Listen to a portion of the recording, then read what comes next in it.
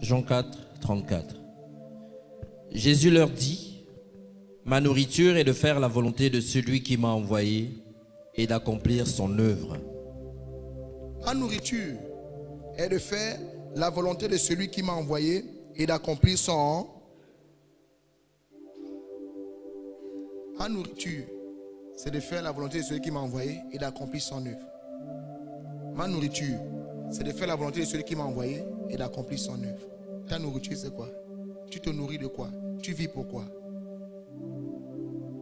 Celui que tu crois, dit, il vit pour accomplir l'œuvre de Dieu et faire sa volonté. Toi, tu vis pour quoi?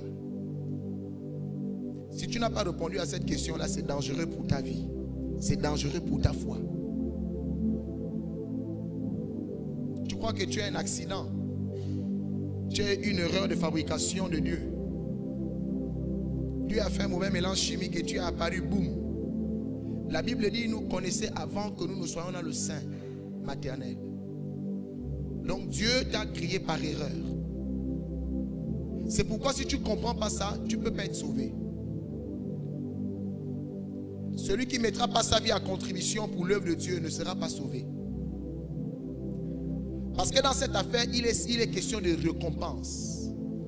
Et notre récompense n'est pas d'ici, mais elle est céleste. Avec Dieu dans l'éternité, dans la Jérusalem céleste. La Bible dit, où il n'y a plus de douleur, il n'y a plus de maladie. Dans cette vie, où on sera avec le Seigneur, il n'y a pas une pharmacie là-bas. Personne ne va fabriquer un médicament. Tu ne vas trouver aucun malade. Là-bas dans la vie, dans la Jérusalem céleste, il n'y aura pas de Kasebga. Personne ne meurt là-bas. Dans la Jérusalem céleste, tu n'auras pas besoin de make-up. Personne n'est vieux.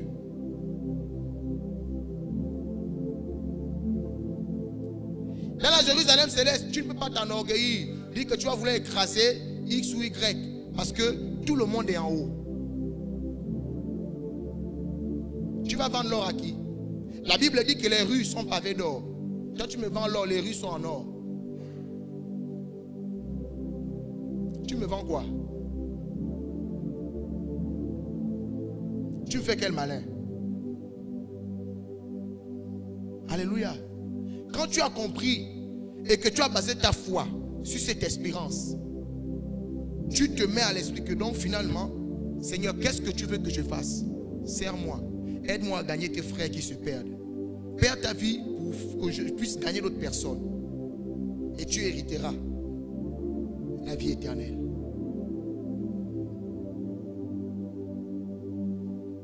Tu vas mourir et tu reviendras à la vie. Seigneur, est-ce que c'est possible? Jésus ne vous l'a-t-il pas montré? Est-ce qu'il est vivant? Donc, si tu crois à celui qui est vivant, toi aussi tu vivras. Priez pour que la peine de Dieu devienne votre peine. Priez pour que le besoin de Dieu devienne votre besoin. Parce que pour vivre avec le Père éternellement, vous devez être un avec lui. Or, la Bible dit que sa volonté est que tout homme parvienne à la connaissance de la vérité et soit sauvé. Dieu veut sauver tout le monde. Les Nganga, les francs-maçons, tout le monde, Dieu veut sauver. Et c'est pourquoi pour faire cette œuvre, Dieu nous demande à nous, Église, soyez remplis d'amour. Parce que les hommes que je vous envoie sauver là, ils sont mauvais, hypocrites. Ils vont même te gifler quand je vais te dire de leur donner la nourriture là. Ils vont te taper. Ils vont t'insulter. Jésus le savait. C'est l'amour qui triomphe. Alléluia. Revenons à la base pour que l'église retrouve sa forme. L'église est déjà infirme parce qu'on a mangé le mauvais pain. C'est ce qui explique que nous sommes tristes. Nos assemblées ressemblent à des choses des hommes, des humains. On n'a pas la joie d'être dans la présence de Dieu. On trouve que c'était un fardeau. On n'est pas pressé de retrouver le Seigneur. On devrait être triste parce que ça dure de voir le Seigneur.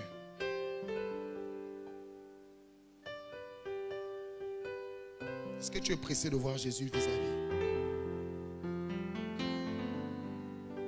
Qui est pressé de voir Jésus vis-à-vis?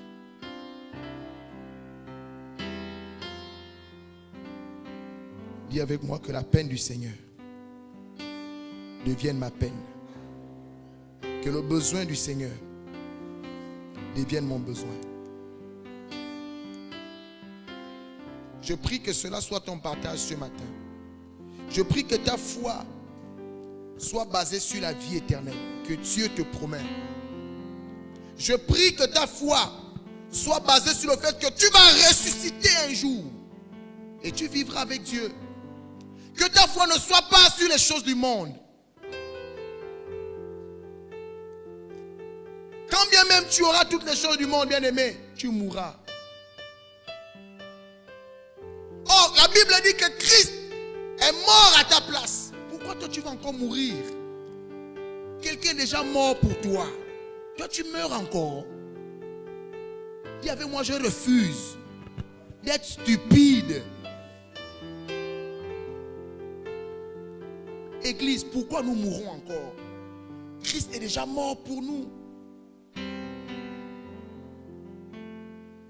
Christ nous a démontré que le monde n'est pas bon. N'aimez pas le monde, n'aimez pas les choses qui sont dans le monde. Regardez comment ils m'ont traité. J'apporte la lumière, ils m'insultent. J'apporte la vérité, ils me rejettent. Sachez que quand vous allez m'accepter, ce qu'ils m'ont fait là, ils vous le feront. Mais tenez ferme. Heureux serez-vous quand on va vous outrager, quand on va vous malmener, quand on va vous persécuter. Bien-aimé, quand tu acceptes Jésus, voici les paroles qui doivent t'accompagner et qui doivent te fortifier.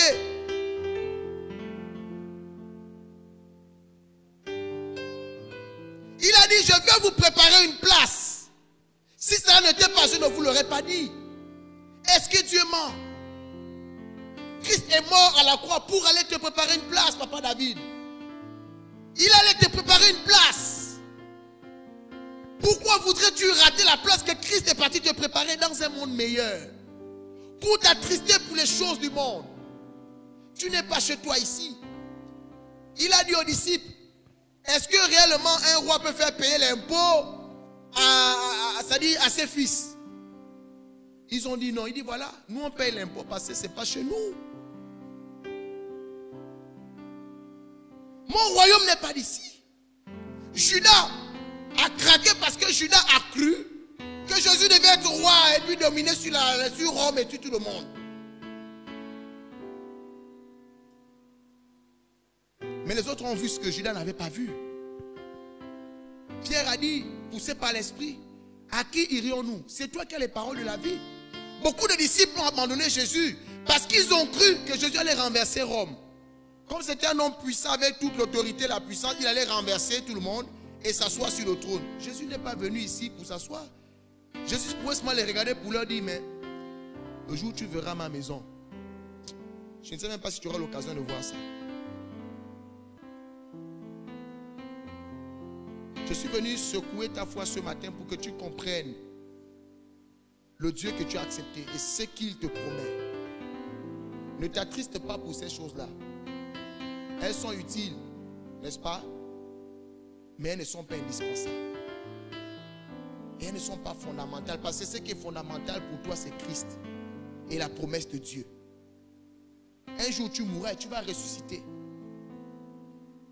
Sinon, comme Paul dit, pourquoi on fait tout ce qu'on fait là? Tu t'imagines le nombre d'ennemis qu'on acquiert seulement à cause de la controverse qu'on manifeste. Ce n'est pas en vain que nous faisons ces choses. C'est parce que nous croyons qu'il y a un monde meilleur que Dieu nous a promis. Nous ne sommes pas chez nous, Église chrétienne. Nous ne sommes pas chez nous ici. Nous sommes étrangers. C'est pourquoi le monde nous traite comme des étrangers. Mais notre Père a préparé pour nous une cité. Et nous sommes là pour récupérer tous ceux de nos frères qui périssent. Les récupérer et partir. C'est pourquoi ceux qui ont compris ne s'amassent pas les biens. Tu t'amasses les biens, on te dit on va repartir. Tu construis des gens, on te dit on repart. La Bible dit que même le père Abraham a habité sous des tentes. Qu'est-ce qui avait manqué à Abraham avec sa richesse pour fonder un grand royaume? Toi tu viens fonder le royaume. Tu es enfant de qui?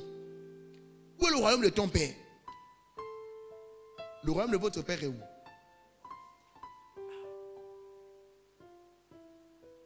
Comment tu peux habiter sur un étranger? Nous sommes ici pour travailler. Dis-moi, nous sommes ici pour travailler. Voilà.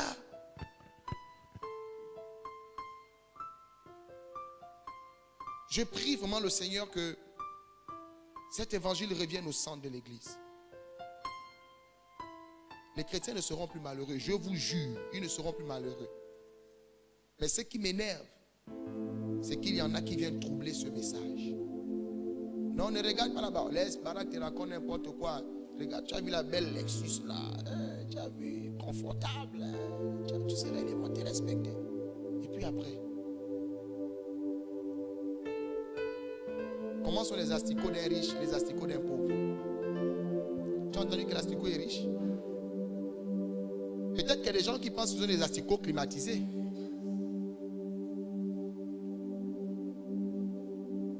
Les verres ne sont pas climatisés. Il n'y a pas de verres VIP. Quand tu pourris là, les mêmes verres là, ils nous mangent. Mais la différence, c'est que la Bible dit qu'un jour, l'Esprit de Dieu viendra sur nous et nous allons revivre. Nous allons revivre. La Bible dit nous aurons un corps incorruptible. Notre corps va revêtir l'incorruptibilité. Le corps que Christ avait lorsqu'il est apparu aux disciples dans la pièce. Un corps qui traverse les murs. J'ai posé la question au Saint-Esprit, est-ce qu'on va aller aux toilettes? Il m'a seulement regardé. C'est pas évident qu'on aille aux toilettes. Mais on va manger. Waouh! Quelle grâce de ne plus sentir ce truc-là. Est-ce que tu comprends? Un corps qui est capable de ce que ce corps corrompu ne peut pas. Est-ce que vous savez qu'on va revêtir l'incorruptibilité? Les chrétiens pensent qu'on sera des esprits. Non, tu ne seras pas un esprit, tu auras un corps. La seule différence, c'est que le corps que tu auras, pour ceux qui vont ressusciter avec Christ, le corps sera revêtu d'incorruptibilité. C'est un corps céleste. Tu vas marcher, tu vas boire, tu vas manger. Mais le même corps là, tu peux traverser le mur. La Bible dit que pendant que les disciples étaient dans la pièce, tout était... Jésus est rentré par où? Ils ont dit, oh, le fantôme. C'est un esprit, il a dit, non, touchez-moi. Donnez-moi à manger, donnez-moi à boire. Les esprits ne mangent plus, les esprits ne boivent pas. Est-ce que tu crois cela? Est-ce que tu crois cela? Pourquoi tu es triste? N'es-tu pas pressé de vivre ça? Voici le message qui nous donne la vie. Et je veux que tu retiennes cela fortement. Que tu gardes. Debout, debout encore, lutter jusqu'au matin. Déjà brille l'aurore à l'horizon lointain. Bientôt jetant nos âmes au pied du roi des rois. Les chants après les larmes, après les larmes, le trône après la croix.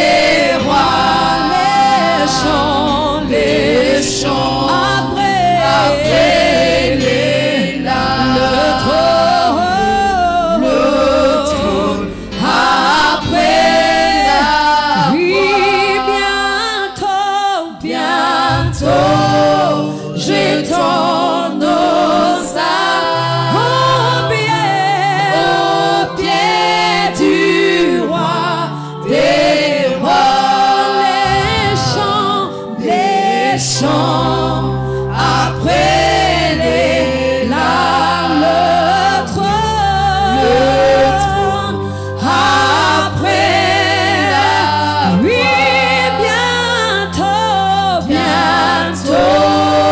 j'étends nos âmes au pied du roi des rois, les chants, après les larmes, le trône,